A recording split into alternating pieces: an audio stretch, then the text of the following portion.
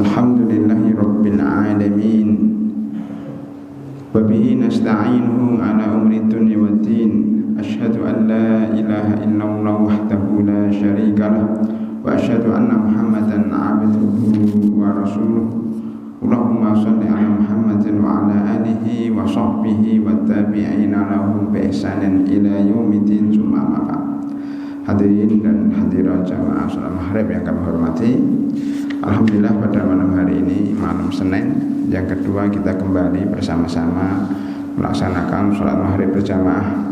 Mudah-mudahan Allah Subhanahu wa Ta'ala menerima segala amal ibadah kita. Amin ya rabbal alamin. Hadirin, kita masih membahas buku fikih masjid. Mudah-mudahan yang sudah dapat bisa dibaca, dan yang tinggal di masjid bukunya bisa dibaca bergantian. Kita sudah masuk bab kedua, yaitu tempat-tempat terlarang untuk sholat. Ini berdasarkan hadis Abdullah bin Umar radhiyallahu anhuma, bahwasanya Rasulullah sallallahu alaihi wasallam naha ayyusalla fi sab'ati mawadhi. Bahwasanya beliau Rasulullah sallallahu alaihi wasallam melarang sholat di 7 tempat. Yang pertama adalah al-mazbalati, fil mazbalati, tempat sampah. Tempat sampah ini dilarang sholat di dalam tempat sampah karena diprediksi ada najis. Walaupun tempat sampah itu ada yang tidak najis, yaitu tempat sampah khusus kertas-kertas, khusus daun-daun yang kering, itu biasanya tidak najis. Ada tempat sampah yang basah biasanya najis. Jadi harus dilihat dulu tempat sampah yang mana.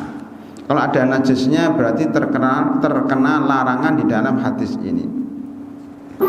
Yang kedua setelah mazbalah adalah majzarah.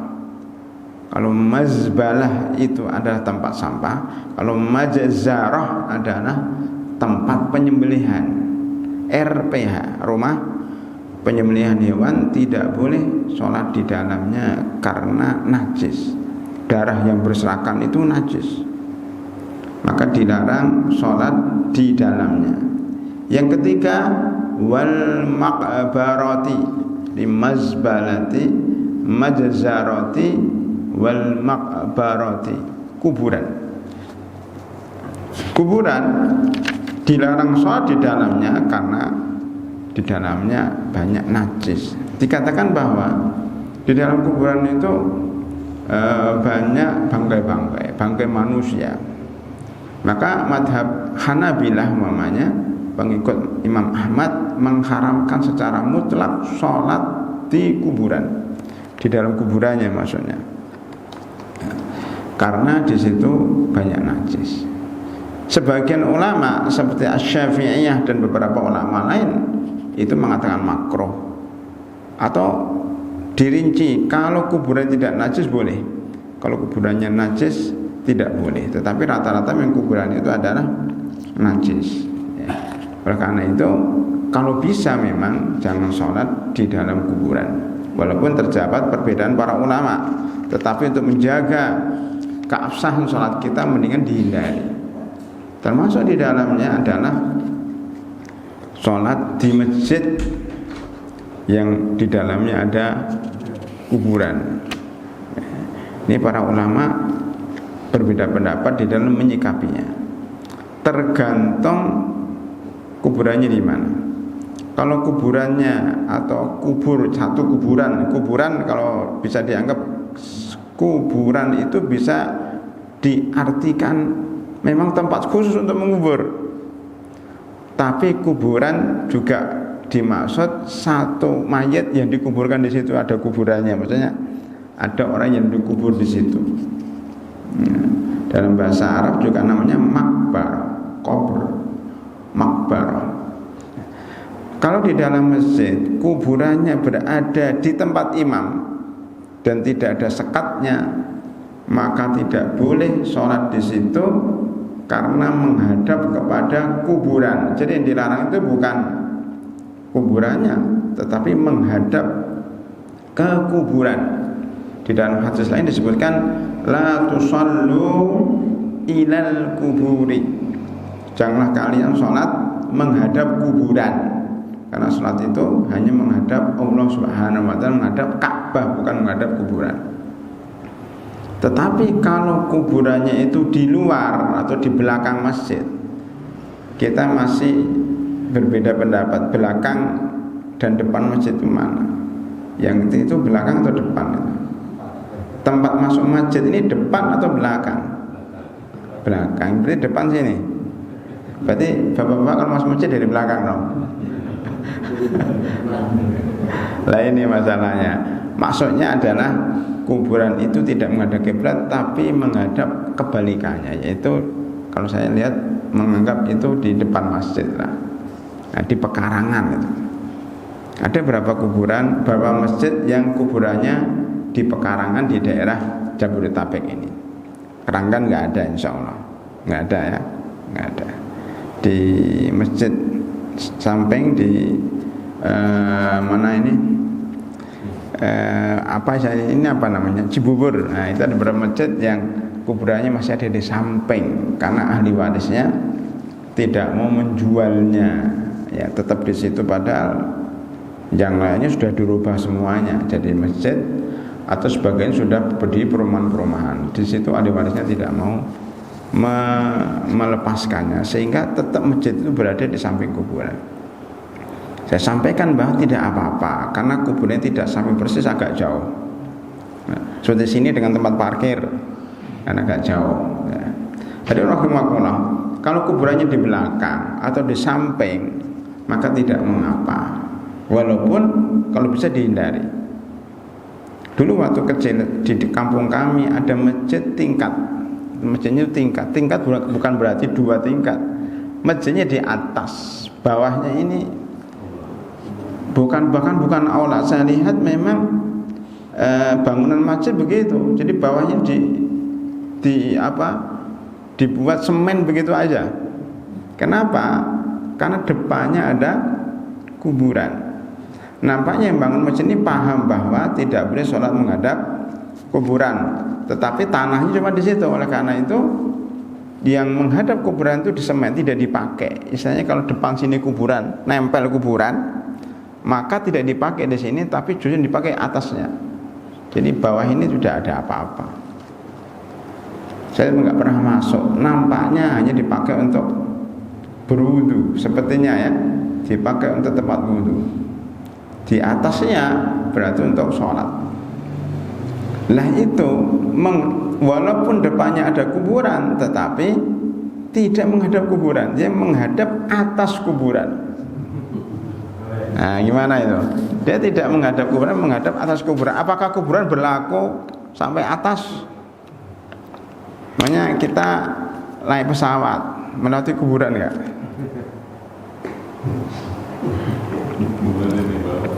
Berarti dibolehkan karena dia tidak menghadap kuburan tapi menghadap ruang kosong, walaupun bawahnya itu kuburan. Itu pengalaman waktu kecil ya. Jadi itu tidak apa-apa. Tetapi yang paling penting di sini adalah bahwa hindari pertama sholat di kuburan dan hindari sholat di masjid yang di depannya ada kuburan. Biasanya kuburan para tokoh agama, ya, mungkin kuburan kiai dan sebagainya, kuburan pendiri masjid itu. Ya, sebagian ulama mengatakan kenapa dihindari supaya tidak terjadi dualisme pengagungan. Kalau kita ke masjid ini kan menyembah Allah Subhanahu wa taala, wa annal masajida lillahi fala tad'u ma'allahi ahada. Masjid itu milik Allah, jangan menyembah selain Allah. Mungkin akan dikatakan kami tidak menyembah kecuali Allah. Tetapi kalau ada rasa pengagungan terhadap kuburan itu, jadi terganggu pengagungan kepada Allah, tidak murni akhirnya. Maka sebaiknya memang dijauhkan dari kuburan siapapun juga. Nanti kita akan bercerita tentang bagaimana kuburan Rasulullah SAW di mana, di Masjid Nabawi, kemudian Mekah itu konon dulu adalah tempat kuburan dan seterusnya. Ya, dijawab bahwa kuburan Nabi Muhammad SAW itu pada asalnya di rumah beliau. Ya, karena para nabi itu dikuburkan di tempat beliau meninggal dunia, dan jasad nabi itu tidak dimakan rayap, tidak dimakan ulat. Jadi kalau dibuka itu masih asli. Dulu berapa puluh tahun yang lalu pernah ada usaha untuk mengambil jasadnya Rasulullah SAW dengan cara menggali bawah masjid, tapi alhamdulillah ketahuan oleh salah satu penjaga. Kemudian ketika terjadi pengembangan Masjid Nabawi, maka dianggap bahwa rumah itu masuk masjid, padahal tidak masuk masjid karena ada tembok, ya, semacam tembok pemisah antara rumah Rasulullah dengan masjid. Sampai sekarang pun yang rumahnya Nabi Muhammad SAW itu enggak diperluas, maksudnya tidak dilingkarin masjid itu enggak. Makanya kalau kita masuk dari sebelah kiri kiblat, ya, berarti di mana ya? Belah sono, ya. Kiri berarti sono. Itu masuk gitu langsung. Yang sana tidak dibangun karena dianggap itu paling ujung, karena rumah Rasulullah SAW yang ada kubah hijaunya itu, ya. Ya, di situ. Sehingga tidak bisa dikatakan kalau itu dalam masjid karena di luar masjid.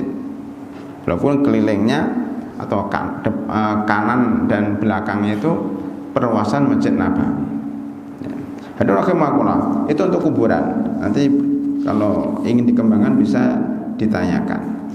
Pengecualian di sini adalah boleh sholat jenazah, bukan sholat lima waktu, ya.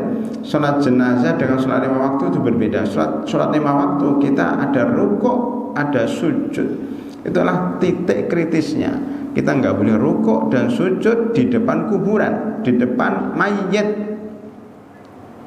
Dulu di Mekah, bahkan waktu itu kita masih di sana, ya.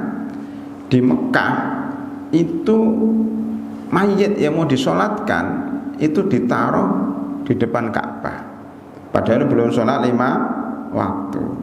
Setelah sholat lima waktu selesai, baru mereka sholat di atas jenazah, sholat atas jenazah. Kemudian para ulama memberikan masukan, kalau bisa mayitnya jangan ditaruh di depan Ka'bah ketika sholat lima waktu. Akhirnya sampai sekarang alhamdulillah dirubah, mayitnya taruh belakang. Ketika selesai sholat lima waktu, ya, imam mengatakan sholat jenazah, baru jenazahnya diambil dari belakang. Begitu juga di Masjid Nabawi. Jadi tidak langsung ditaruh di depan karena ada larangan sholat menghadap kuburan terhadap mayit. Ada rukuk, ada sujud.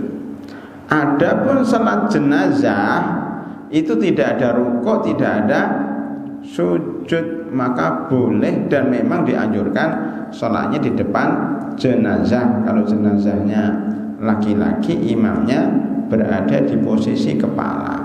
Kalau jenazahnya wanita, imamnya berada di posisi perut, ya, tengah. Itu kalau di masjid. Oleh karena itu Rasulullah SAW pernah sholat jenazah di makbarah, di kuburan. Kisah seorang ibu yang menjadi marbot masjid, yang membersihkan masjid, ya, dia sudah tua, ya. Tapi oleh Rasulullah SAW diperkerjakan untuk membantu masjid. Suatu ketika beliau meninggal dunia tanpa diberitahukan kepada Rasulullah SAW, langsung dikuburkan di kuburan tidak jauh dari situ. Suatu ketika Rasulullah datang ke masjid menanya, mana ibu itu? Kata sahabat, sudah meninggal ya Rasulullah. Rasulullah bertanya, kenapa kok enggak memberitahukan aku? Dalam batin mereka, ngapain seorang ibu yang sudah tua membuat masjid meninggal dunia diberitahukan kepada pemimpin negara? Jadi nggak usah diberitahu lah. Itu pikiran sahabat. Rasulullah ya agak sedih, agak kecewa. Maka beliau mengatakan, tunjukkan kepadaku di mana kuburannya. Padahal sudah malam, sudah maghrib kayak gini. Pada Isya, tunjukkan kepadaku di mana kuburannya.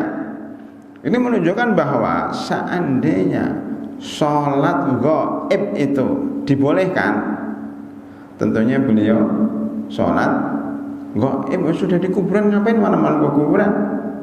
Maka hadis ini menunjukkan salah satu dalil bagi yang berpendapat bahwa sholat gaib itu hanya khusus Raja Najasyi dan orang-orang yang meninggal di lingkungan orang kafir, serta tidak diurus dengan urusan orang Islam. Jenazah itu diurus orang non muslim. Seperti isu salah satu keraton Solo yang kemarin sempat viral, jenazah dia itu muslim atau non muslim. Kemudian seandainya muslim, kenapa yang ngurusin non muslim dan seterusnya. Itu saya kurang jelas beritanya, tapi isu itu beredar. Jadi kalau ada seorang muslim hidup di barat, di tempat yang minoritas muslim di Nusa Tenggara Timur, di Papua dan sebagainya, kemudian tidak ada yang mengurus, tidak ada yang menyolatin, atau di barat, di daerah-daerah yang muslimnya minoritas, maka disitulah letak sholat gaib. Adapun orang yang sudah disolatkan di masjid, sudah dikuburkan secara Islam, maka tidak perlu sholat jenazah dengan dalil hadis ini. Beliau tidak sholat gaib, tapi langsung mencari kuburannya di mana.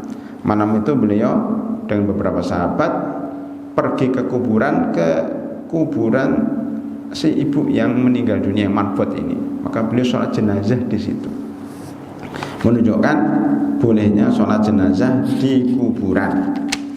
Kalau COVID itu kan nggak boleh dibawa pulang dan nikahin, itu boleh nggak disolat gaibkan?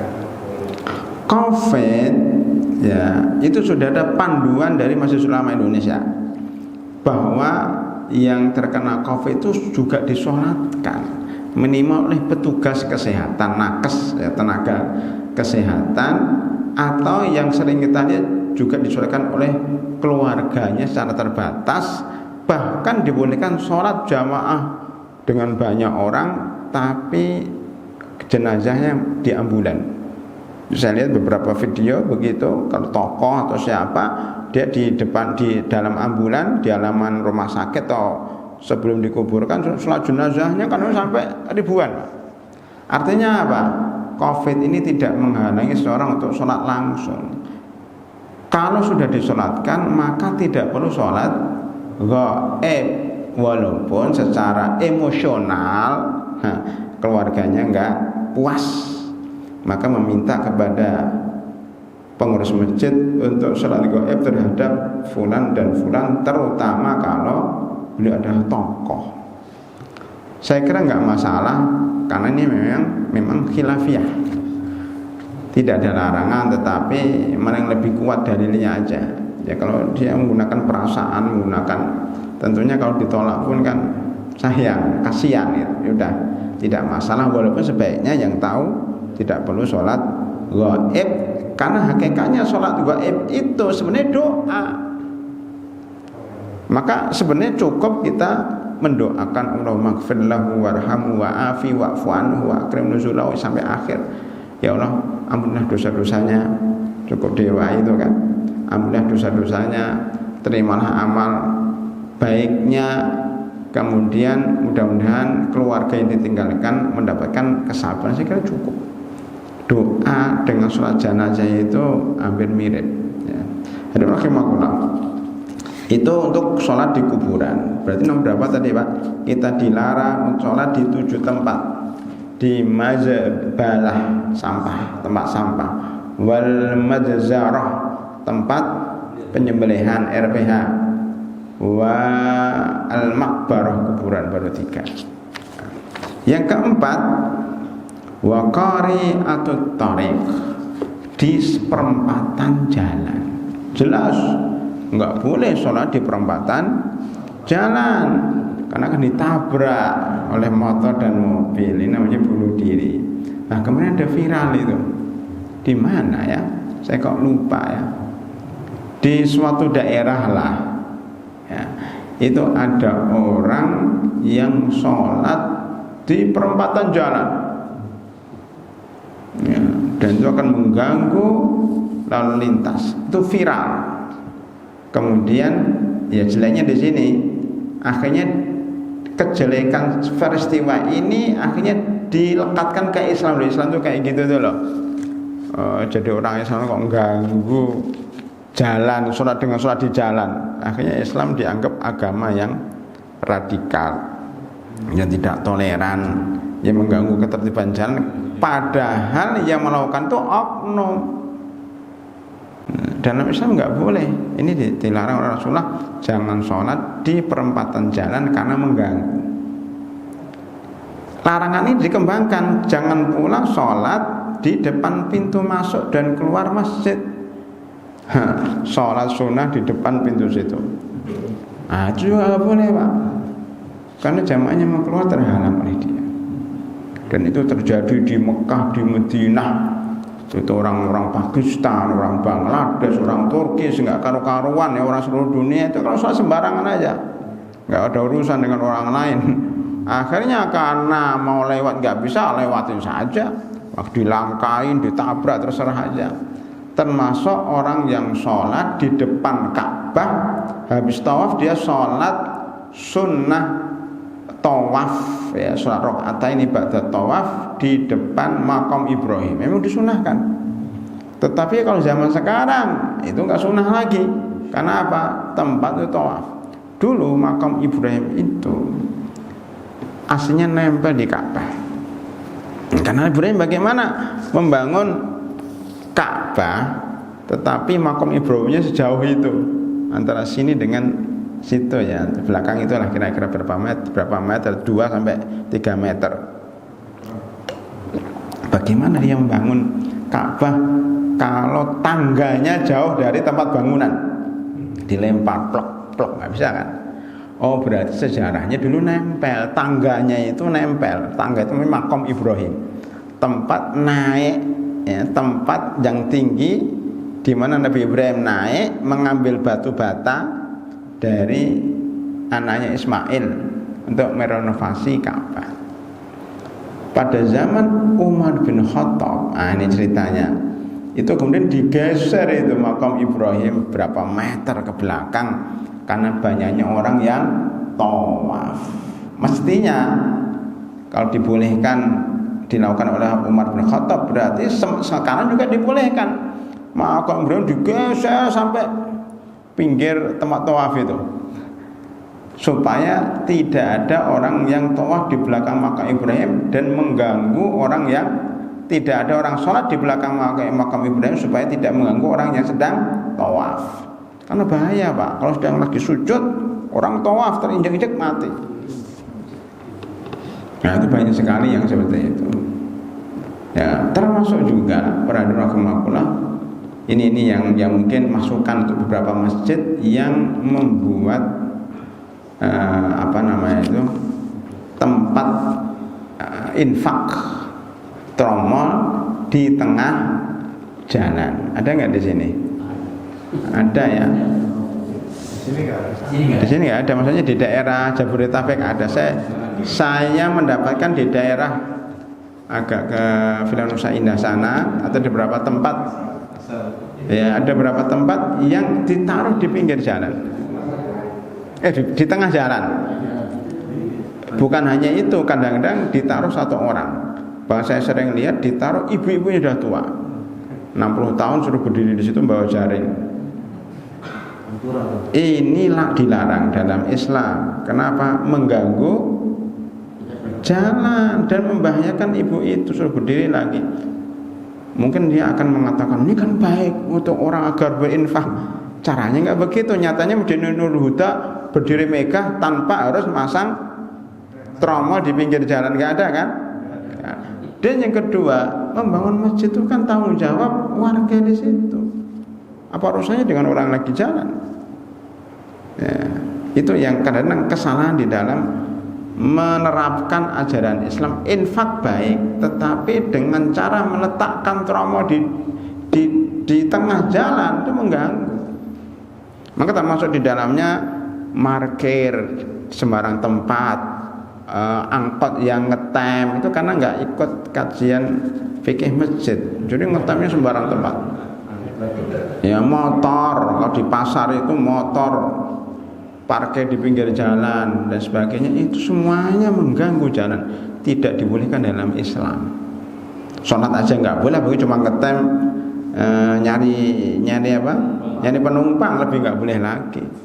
Nah, ini kan karena nggak tahu ajaran Islam. Kalau tahu ajaran Islam, insya Allah mereka tidak akan berani untuk ngetem kecuali kalau terpaksa banget. Itu pun jarang.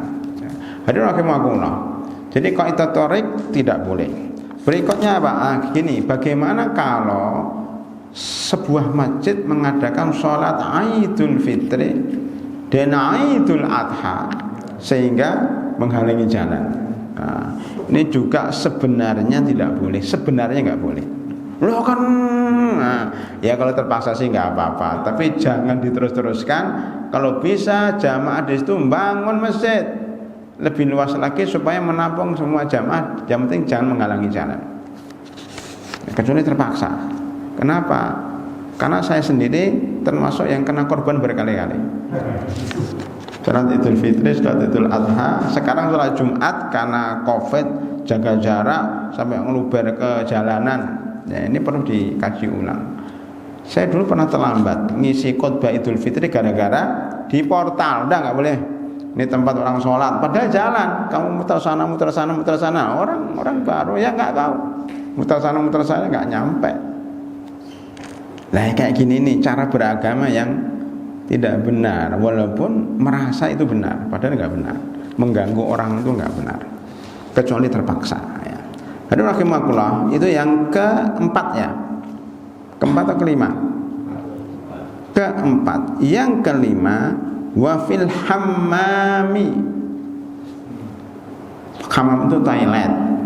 Makanya kalau di Nur Huda ini sholat di tempat wudhu itu, sholat Jumatnya sampai situ enggak? Ya mungkin kalau meluber karena itu kering kan tempat wudhunya, sono depan toilet. Itu yang tidak boleh. Kenapa? Ada najisnya. Pada ada rahimakumullah. Di Mesir dulu ada banyak, waktu saya di Mesir orang malas kan tempat wudhu dengan masjid itu ada yang jauh. Termasuk yang saya ingat ya di Masjid Abbasiyah. Ya, di masa itu tempat sebuah kota sebuah keramaian di jantung kota Kairo. Itu Masjid Abbasiyah, itu masjidnya besar. Cuma tempat wudhunya jauh. Masjidnya besar, tempat wudhunya jauh. Lah orang kalau ke masjid dari tempat wudhu ke masjid jauh banget. Mendingan maka mereka sholat di tempat wudhu itu. Bahkan kadang jamaah di situ sendiri. Akhirnya tempat wudhu jadi musola daripada nyebrang lagi ke masjid yang mungkin agak jauh. Termasuk kalau biasa di masjid, kalau saya lihat Masjid Al-Azhar Kebayoran Baru, itu tempat wudhunya sebenarnya dekat dengan masjid. Masjidnya naik itu kan Pak. Jika tempat wudhunya penuh, maka dialihkan untuk berwudu di bawah Universitas Al-Azhar Jakarta. Di situ ada tempat wudu, ada toilet, tapi sebenarnya bukan untuk masjid, untuk universitas. Karena ke masjidnya harus naik lagi, sudah sampai tempat parkiran naik lagi, kan lama Pak. Mereka ingin cepat, akhirnya sholat jamaah di tempat wudu, di depan toilet di situ. Tapi sebenarnya toiletnya agak jauh. Toilet, kemudian ada tempat air untuk nyuci kaki, itu baru tempat wudhu, baru tempat untuk sholat, bukan tempat sholat. Ada ubin teras itu dipakai untuk sholat beberapa jamaah. Itu insya Allah boleh karena jauh dari tempat kamar mandi, tetapi tidak layak lah. Itu bukan tempat sholat, hanya karena malas ke masjid. Akhirnya mereka berjamaah di situ. Nah, ini juga catatan-catatan kepada orang-orang yang mengamalkan agama itu dengan emosional, ya, bukan dengan ilmu. Baik, selesai Pak ya. Kamar mandi yang keenam ya. Wa fi ma'atinil ibili. Apa itu? Dan larangan sholat di kandang onta. Yang ada beberapa larangan. Ada hadis Jabir bin Samurah bahwasanya beliau berkata bahwa seorang laki-laki bertanya kepada Rasulullah SAW, boleh enggak saya sholat di kandang unta? Kata beliau, la, tidak. Beliau bertanya lagi, kalau gitu boleh enggak saya sholat di kandang kambing? Beliau mengatakan silahkan. Jadi dilarang sholat di kandang unta dan dibolehkan sholat di kandang kambing. Ya, hadisnya hadis Muslim. Ini dikuatkan dengan hadis Tirmidzi dari Abu Hurairah radhiyallahu anhu bahwasanya Rasulullah SAW bersabda, "Shallu fi marabidil ghanami wa la tusalli fi ma'atinil ibni." Salatlah di kandang kambing dan jangan kalian salat di tempat mendorongnya unta. Mungkin Bapak bertanya, kenapa sih kok disuruh sholat di kandang kambing nggak ada tempat waktu itu? Bapak kalau lihat ya film Arisalah itu ya, itu daerah Arab waktu itu padang pasir, nggak ada masjid. Di Mekah itu nggak ada masjid, panas, ya kan? Pasirnya panas. Waktu itu pada waktu Mekah ya belum masuk Islam, Islamnya baru berapa gelintir orang. Mau sholat di mana? Di mana sholatnya Pak? Ya, karena nggak ada masjid, nggak ada musola. Tempat yang agak sejuk ya kandang kambing atau kandang unta. Maka beliau mengatakan sholatlah di kandang kambing, jangan sholat di kandang unta. Pertanyaan berikutnya, bukankah kandang kambing itu ada kotoran dan kandang unta ada kotoran juga? Jawabannya bahwa sebagian ulama mengatakan dari hadis ini bahwa kotoran binatang ternak yang dimakan oleh manusia itu tidak najis. Kotoran binatang yang dagingnya dimakan oleh manusia itu tidak najis. Unta, sapi, kerbau, ayam, burung. Bahkan sampai sekarang burung pun banyak di Mekah dan di Madinah. Biarkan aja, bahkan ada beberapa masjid yang besar itu atapnya itu untuk sarang burung. Nggak tahu di sini untuk sarang burung nggak, atasnya itu. Karena ada AC, burungnya pada pergi. Di beberapa itu ada sarang burung di sana, kadang lewat konflik yang melakukan kotoran, kena lantai dan sebagainya. Itu di Mekah Madinah biasa. Itu. Bahkan ada orang penjual makanan burung. Di Mekah itu nggak boleh membunuh burung, makanya burungnya diberi makanan. Itu menunjukkan bahwa memang untuk binatang ternak dan binatang-binatang yang dimakan itu memang susah menghindari kotorannya. Di Sulawesi, di beberapa tempat yang saya pernah kunjungi, itu biasanya ada rumah tinggi, itu apa namanya? Rumah panggung atau rumah gadang kalau di Sumatera. Itu biasanya bawahnya untuk melihara ayam. Dulu waktu saya di kampung juga gitu. Ayam itu ya di lantai di pelataran, di pekarangan. Itu kadang masuk, ya ikut masuk ke tempat makan, ke kursi, kadang-kadang masuk ke tempat tidur juga. Masih ingat banget itu. Jadi orang-orang kampung pun udah biasa Pak dengan ayam, dengan kambing, dengan bahkan pengembala kambing itu biasa.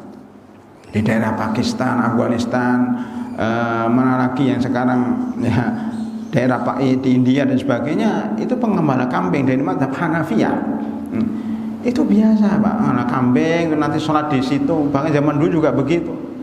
Jadi sebenarnya pendapat yang lebih kuat, ya ini perbedaan pendapat, bahwa kotoran binatang yang dimakan itu tidak najis. Maka kayak sebutnya intel, teletong, bahasanya intel itu kotoran kambing, teletong itu kotoran sapi, kotoran ayam namanya apa? Telek. Itu sebenarnya nggak najis. Menurut sebagian mana ini dalilnya suruh sholat di kandang kambing. Adapun mazhab Syafi'i memang mengatakan seluruh kotoran itu najis, baik kotoran manusia maupun kotoran binatang, walaupun dia boleh dimakan. Tetapi kalau sedikit dan susah untuk dihindari maka boleh, ujung-ujungnya boleh juga kalau terpaksa. Memang susah dihindari. Nah, makanya pendapat yang lebih kuat itu enggak najis. Ya. Lah, bagaimana kita menyikapi larangan sholat di kandang unta? Kan sama-sama boleh dimakan. Lah, para ulama mengatakan larangan sholat di kandang unta itu bukan karena najis. Kan unta sama kambing itu sama. Lah, terus karena apa? Karena unta itu binatang yang temperamen, binatang yang marah, yang suka ngamuk. Sedang kambing itu binatang yang lunak, nggak pernah marah, sabar itu. Suka main sama anak-anak, maka hampir semua anak-anak suka sama kambing. Kayak kucing gitu loh, suka sama kambing. Sedang unta nggak galak. Dikhawatirkan kalau sholat di kandang unta ditendang mati. Dan berapa banyak yang mati karena ditendang unta. Zaman sahabat, zaman Nabi pun ada seorang yang naik unta jatuh karena ditendang apa mati. Tapi tidak ada berita orang mati ditendang kambing. Bapak kalau nyembelih kambing dengan nyembelih sapi mudah mana? Kambing disembelih, dia silahkan disembelih. Kambing itu baik banget. Bahkan di beberapa tempat di Australia itu kambing diambil, dilos-los, dibacakan basmalah, kamu tenang aja ya, kamu akan dikorbankan untuk Allah Subhanahu wa taala. Dia mantuk-mantuk gitu. Terus disembelih, diam aja dia. Kalau sapi ngamuk, Pak. Ngamuk, Pak. Sapi ngamuk ada di mana? Nanti kalau kambing ngamuk enggak ada.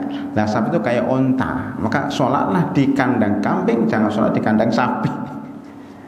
Banyak korban loh, Pak. Ditendang sapi ketika mau menyembelih, tapi tidak ada korban kambing. Makanya para nabi, kata Rasulullah, tidak ada seorang nabi pun ya kecuali dia pengembala kambing. Ini riwayat Bukhari ya. Tidaklah Allah mengutus seorang nabi melainkan dia mengembalakan kambing. Para sahabat mengatakan, termasuk engkau ya Rasulullah? Ya, termasuk saya juga pengembala kambing. Apa hikmahnya? Hikmahnya bahwa Nabi sebelum memimpin manusia, sebelum diutus, sebelum menggerakkan manusia, maka dia dilatih sejak kecil untuk memimpin kambing dan menggerakkan kambing. Jadi karakter manusia itu sebenarnya mirip dengan karakter kambing. Maka cocoknya itu kita itu makan sate kambing, bukan sate sapi dan bukan sate unta. Nah, kambing itu menjadi binatang favorit ya. Pada dalam Islam, akikah pakai kambing, korban pakai kambing, ketika haji juga nyembelih kambing. Apa saja kambing, didikat kambing sampai sekarang. Ya, sapi baru datang kemudian hari karena banyak orang-orang yang takut sama daging kambing karena dianggap kolesterol. Padahal kambing itu lebih bagus dagingnya dibanding dengan daging sapi. Ada sapi gila, tapi tidak ada kambing yang gila. Kita nggak perlu mengimpor kambing, tapi mengimpor sapi. Nggak boleh mengimpor sapi di beberapa negara karena sapinya nggak baik. Nah, ini kelebihan kambing. Maka bapak-bapak ajari, ibu-ibu ajari keluarga kita untuk terbiasa makan kambing. Itu bagus untuk kesehatan. Saya dengar susu kambing itu banyak bisa dipakai untuk mengobati beberapa penyakit. Berbeda dengan susu sapi, banyak yang alergi terhadap susu sapi. Jadi itu kambing selesai. Jadi di sini kalau sholat di dalam kandang unta dilarang karena takut didepak, dan boleh sholat di kandang kambing. Yang terakhir, yang ketujuh adalah sholat di atas atap Ka'bah. Ada larangan. Tetapi kemudian para ulama berbeda pendapat. Kenapa sih ada hadis kok para ulama berbeda pendapat? Karena hadisnya ini secara umum ya sanadnya dipermasalahkan oleh ulama dan maknanya tidak secara lahir. Oleh karena itu termasuk sholat di atas Ka'bah terjadi perbedaan para ulama. Sebagian ulama mengatakan sholat di atas Ka'bah hukumnya sah tetapi makruh. Ini ya, pendapat pertama mengatakan sholat di atas Ka'bah hukumnya sah tapi makruh. Kenapa sah? Karena dia menghadap ke Ka'bah. Jadi gini Pak, ada yang mengatakan Ka'bah itu bukan bangunan Ka'bah. Ini kan tempat tisu. Kita itu menghadap bukan kepada bangunan, dengan dalil kalau bangunannya dipindah. Ini bangunannya sekarang Ka'bah ini Pak. dipindah sementara ke mana gitu, ke Perancis atau ke Mesir kan. Kita pindah enggak? Menghadap kita pindah enggak? Ngikuti bangunan yang dipindah atau tetap menghadap di situ? Ini kan bekas bangunan Ka'bah yang dipindah. Ka'bahnya di sini. Dan dipindah. Ini enggak ada Ka'bahnya. Kita sholatnya ngikuti bangunan itu atau ngikuti tempat yang Ka'bah itu dibangun? Nah, mengikuti lahan di mana Ka'bah itu berdiri. Jadi bangunan ini tidak hanya simbol saja, mau dipindah, mau hancur, mau apa, tetap aja sholatnya di situ. Jadi kita itu tidak menghadap bangunan sebenarnya, kita menghadap arah tempat itu sebagai bentuk persatuan. Makanya kalau kita sholat di atas Ka'bah, ya sudah, berarti kita sholat di tempat itu, sama dengan kalau sholat di dalam Ka'bah. Nah, sholat di dalam Ka'bah ada hadis bahwasanya Rasulullah sallallahu alaihi wasallam pernah masuk Ka'bah dan sholat di dalamnya. Sekarang juga banyak para pemimpin dunia, pemimpin Islam yang kalau ke Mekah minta masuk dalam Ka'bah dan sholat di situ. Ka'bah kira-kira besarnya kayak Masjid Nurul Huda inilah, 12 meter ya Pak. Ini berapa meter ini? Kira-kira ya. Segini lah besarnya Ka'bah itu enggak jauh-jauh segini. Kalau Bapak masuk ke Ka'bah itu kayak gini nih, kosong melompong kayak gini nih, cuma ada berapa tiang. Itu aja. Jadi enggak ada sesuatu yang aneh. Makanya hukum sholat di atas Ka'bah sama dengan hukum sholat di dalam Ka'bah sah. Walaupun sholat di atas Ka'bah itu dianggap makruh karena ya berbeda. Nah, kemudian begini, ada yang mengatakan walaupun ada yang mengatakan tidak sah tapi lemah. Buktinya begini, sholat itu tidak mesti menghadap bangunan Ka'bah. Contohnya Masjidil Haram. Jadi gini loh Pak, Masjidil Haram itu ini Ka'bah ya. Itu kan tingkat 3, sekarang ada tingkat 3, tingkat 4, tingkat 5. Di menara, di hotel, itu menghadap mana dia? Kan nggak ada, kosong karena Ka'bahnya di bawah, dia menghadap ke atas, tetapi tetap menghadap arah. Makanya sebenarnya Ka'bah itu Pak, ya, Ka'bah itu kalau ditarik ke atas di langit ini ada namanya Baitul Ma'mur, Ka'bahnya malaikat. Itu nyatu. Jadi malaikat itu mengelilingi tawaf di Ka'bah namanya Baitul Ma'mur setiap hari 70.000 malaikat tawaf. Habis itu pulang enggak balik lagi. Beda dengan manusia, sudah tawaf balik lagi tawaf. Sudah umroh, kan sudah dibuka umrohnya, umroh lagi. Sudah haji, haji lagi. Beda kalau malaikat kalau sudah tawaf, sudah enggak tawaf sampai kiamat. Jadi 70.000 kali berapa umur dunia ini? Berarti miliaran itu jumlah malaikat. Jadi Ka'bah ini atasnya ada Baitul Ma'mur. Oleh karena itu kalau ada pesawat ya, berada di atas Ka'bah, maka orang dalam pesawat ini harus menggunakan pakaian ihram dan dia harus ihram.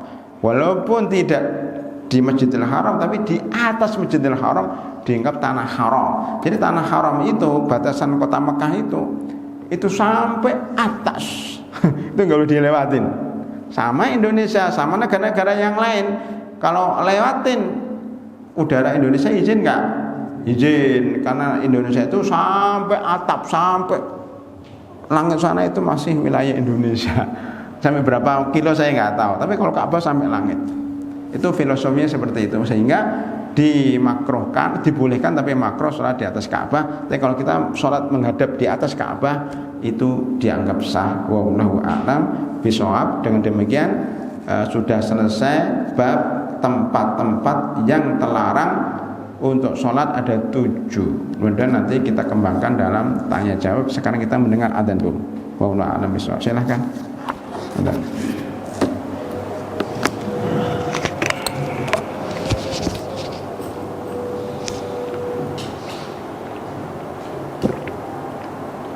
Allahu Akbar, Allahu Akbar, Allahu Akbar, Allahu Akbar. Asyhadu an la ilaha illallah.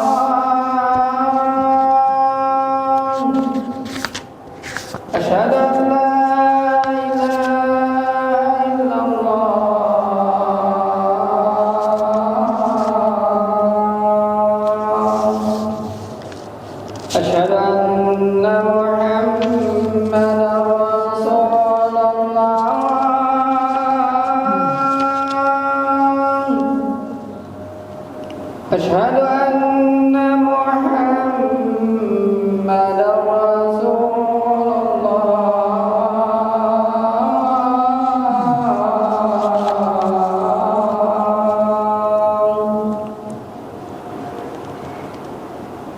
حي على الصلاة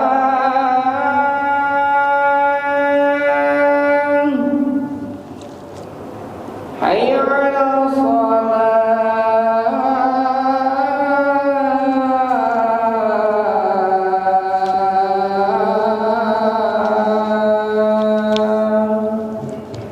حي على الفلاح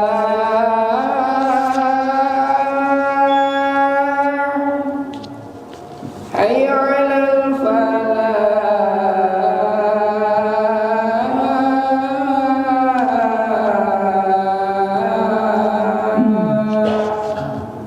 الله أكبر الله أكبر لا إله إلا الله La ilaha illallah Muhammadur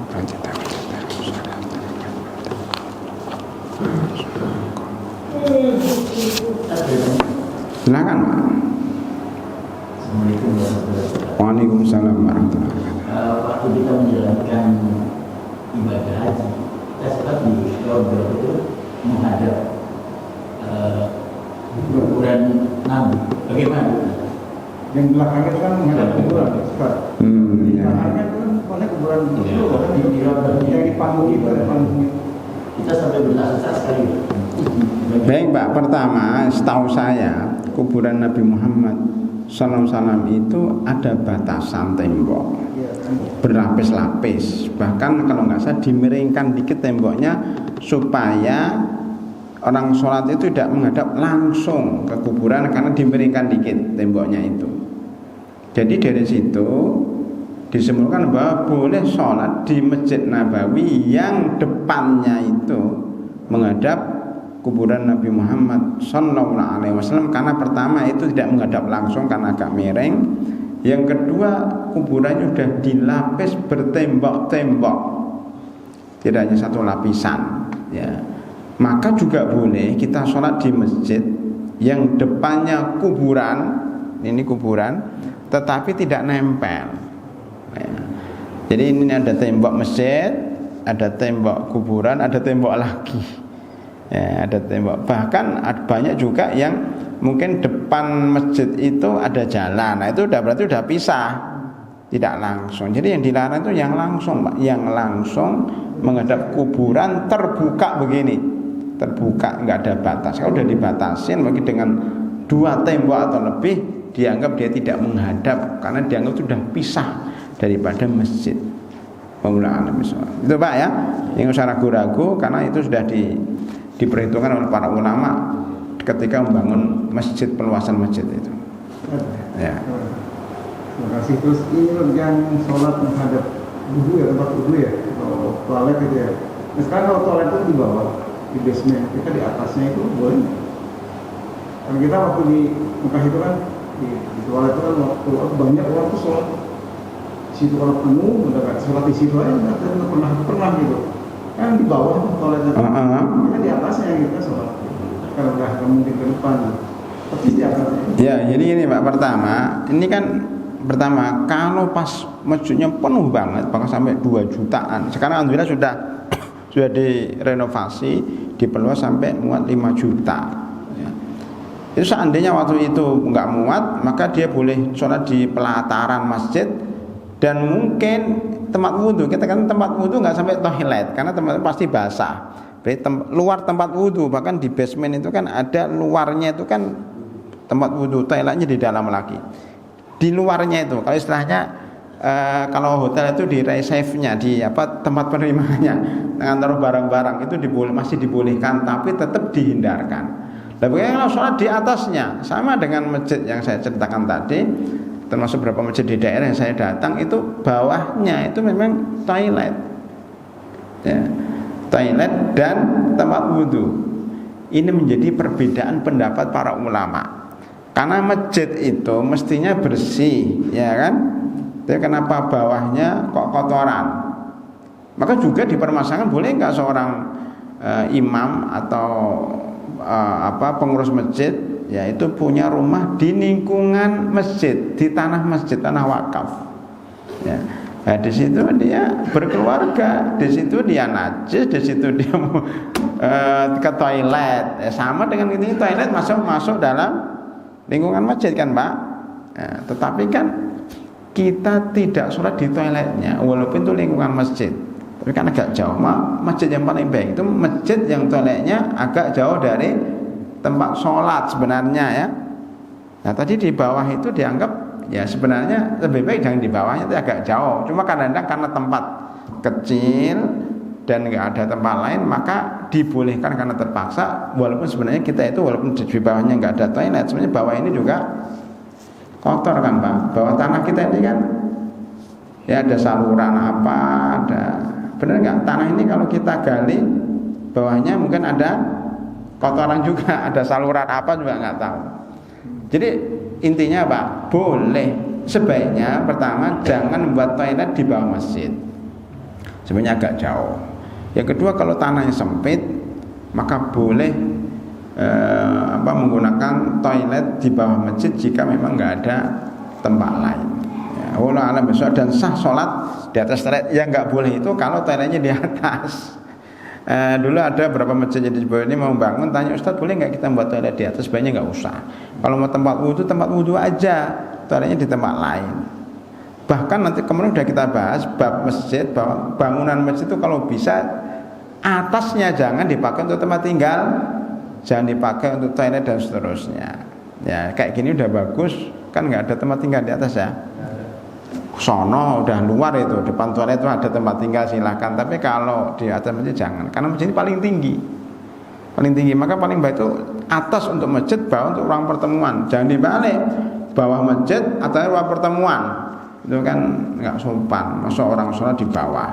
Amin. Saya kira itu Pak jawabannya dan bermanfaat dan sudah waktu qomat sudah. Ya kita tutup dengan doa kafaratul majlis. Subhanakallahumma wa bihamdika asyhadu an la ilaha illa anta astaghfiruka wa atubu ilaik. Assalamualaikum warahmatullahi wabarakatuh. Pas.